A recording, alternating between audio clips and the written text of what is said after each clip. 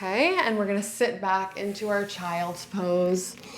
Wide leg child's pose, but not too wide, okay? From there, you're gonna start to tuck through the chin, rolling forward into your modified plank, and then allow the hips to open up towards the mat, finding a nice extension along the entire spine and through the hips.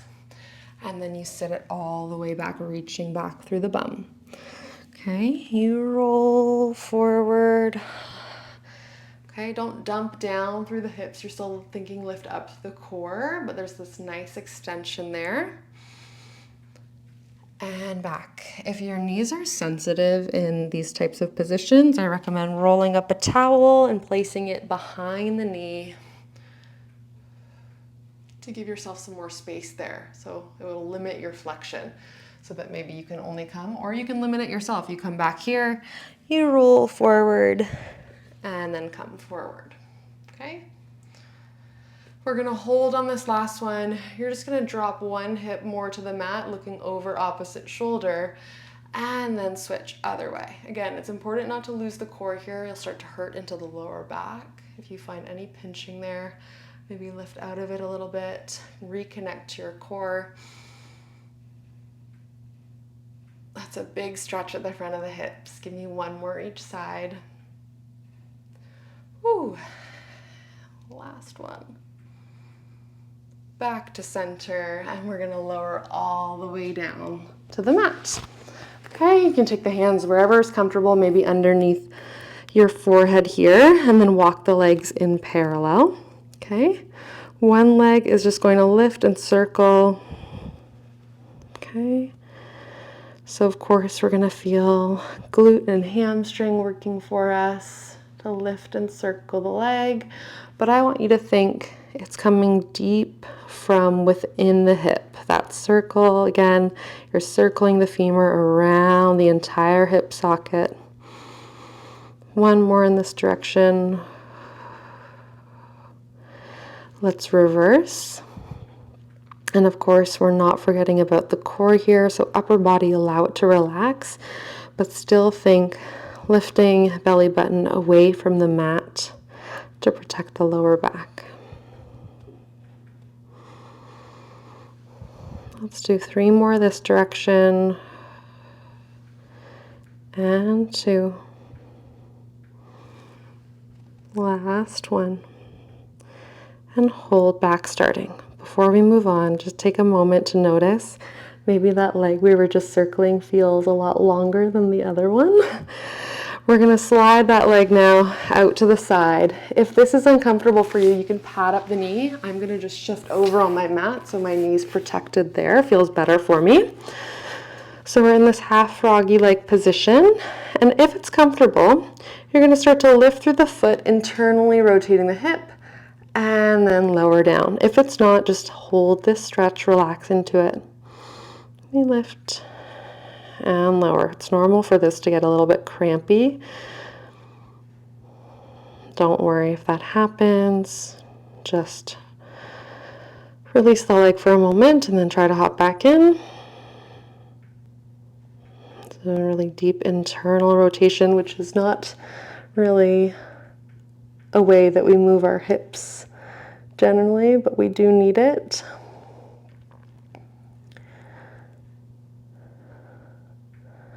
It can feel awkward for a lot of people. Last one. And then release. We're just going to hold in this half frog, allowing the hips to sink into the mat. And breathing into the hip space, opening up through inner thigh. And then when we're ready, we'll come back to center. Shimmy back. And we've got the other side. So core is lifting up and in. We're just going to start with the leg circles. Does not matter which direction you start with. Again, relaxing upper body. And it's a tiny little circle, right? We are going to feel the glutes and the hamstrings working. But I want you to think more that this circle comes from deep in the hip and the femur is circling around that entire hip socket, Finding every last spot. One more this direction. And then let's reverse. Still pulling the belly button up and away from the mat. Should feel pretty nice. So might start to feel a little bit more fluid. You can allow the eyes to close. Let's do 2 more. And 1 more. Hold it back, starting position. Again, maybe you notice that leg feels a lot longer now. Okay, if you need to, we'll shimmy on over so we can pull that same leg up into a half froggy position. You're either holding here or we're going to start to lift through the foot and then lower. So by lifting through the foot, we're internally rotating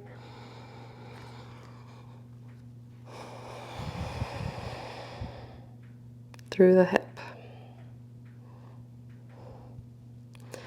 Constant reminder to relax the upper body here, but still maintain that core engagement. Big range of motion for the hip. One side will definitely feel different than the other. Try to make it even. If you did this on the other side, try to do it on this side too.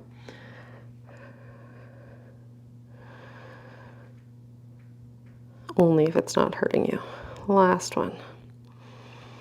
We hold at the bottom. Just release, allow yourself to sink into the mat. Maybe feel a little bit heavier.